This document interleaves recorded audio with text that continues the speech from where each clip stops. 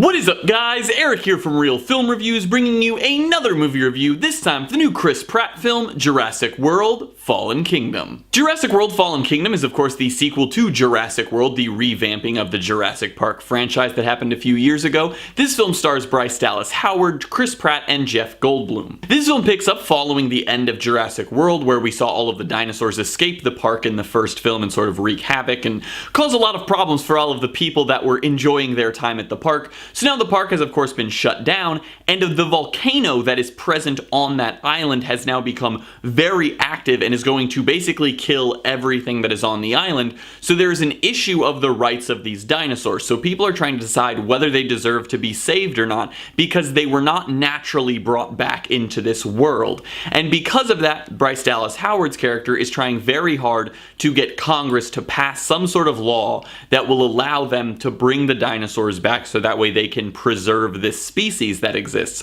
Of course, that doesn't end up happening, and a private organization from a man who was friends with John Hammond, who created the original Jurassic Park, contacts her to go to the island with Chris Pratt to help try to find these dinosaurs so they can save these species.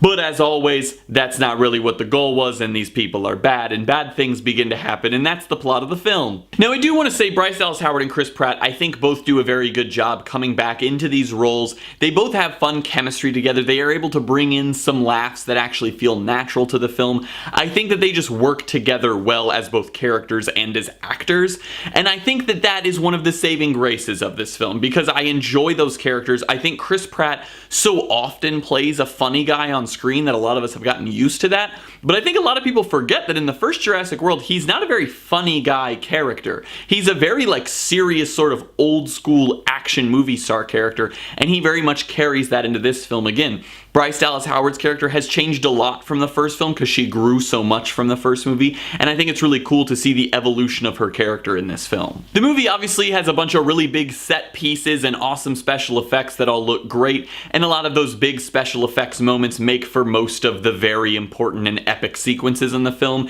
that normally are the most interesting also. The movie also does bring in some new dinosaurs that we've never seen before, which is always fun for a Jurassic Park film. It definitely has a lot of really awesome action, and I think the way that they portray the third act worked rather well. They try to make it more like a slasher film almost, kind of like you're being chased by a Michael Myers or a Freddy Krueger, but of course it's dinosaurs instead of actual slashers, and I thought that that was interesting rather than just the normal run away. There's an actual we have to figure out a way to defeat this enemy while we hide from it, and I enjoyed that. I thought it was a cool way to sort of twist the ending of the film so it didn't feel as normal. And then before we get into the problems that I had with this film, I do want to say that I think the first act of this movie started very well. I very much enjoyed the beginning of it, the sort of plotting of the story, them going to the island, seeing the dinosaurs. It's once you see what happens on the island that the story takes the turn that it begins to get a little worse. The film's plot is just not very good, and like I said, it starts really good, and I think that's the thing.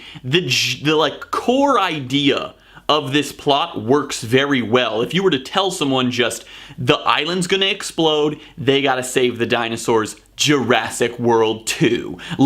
That sounds like a very good plot for a Jurassic Park film, but then they just add in so many unnecessary and weird, gimmicky, and generic stuff to the film that it just sort of convolutes what could have been a much simpler and more interesting story. It's like they watched Jurassic Park 2 and 3 and Jurassic World and said, what if we made a new dinosaur like we did in Jurassic World, brought the dinosaurs off of the island like we did in the Jurassic Park sequels, and then added in weird villain characters that don't really serve a purpose in the film other than to just be the bad guy. And that's the thing. It's like they took all the bad things. They took all the things that were the things people didn't like about those movies rather than taking the few things that did work with them, and it was just very upsetting to see that they couldn't come up with something more clever or more interesting for the story. It also is just filled with so many super generic lines. This film's script,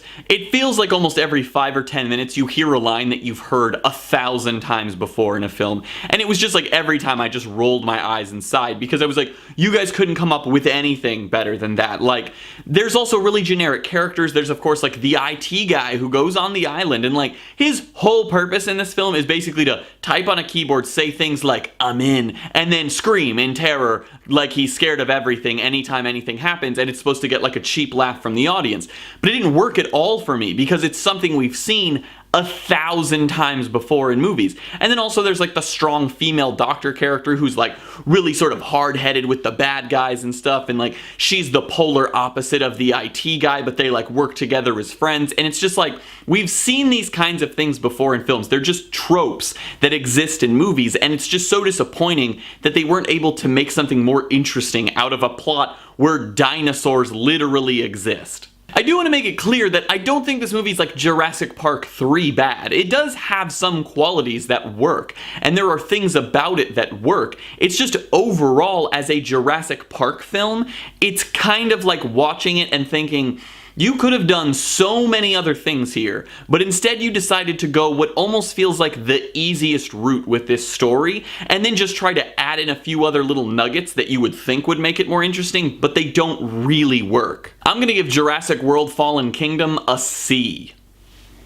I think all of the actors did the best they could with the script that they were given, and it's not so much that this movie is just absolutely terrible. If you like Jurassic Park and Jurassic World, go watch it, because you will have some fun with it. But it's just, being such a big fan of the original movie, it's so disappointing to see them fail to take the good things from the first and sort of capitalize on it, and instead sort of pull most of the bad from the second and the third. They weren't even able to capture on the nostalgia that Jurassic World was able to.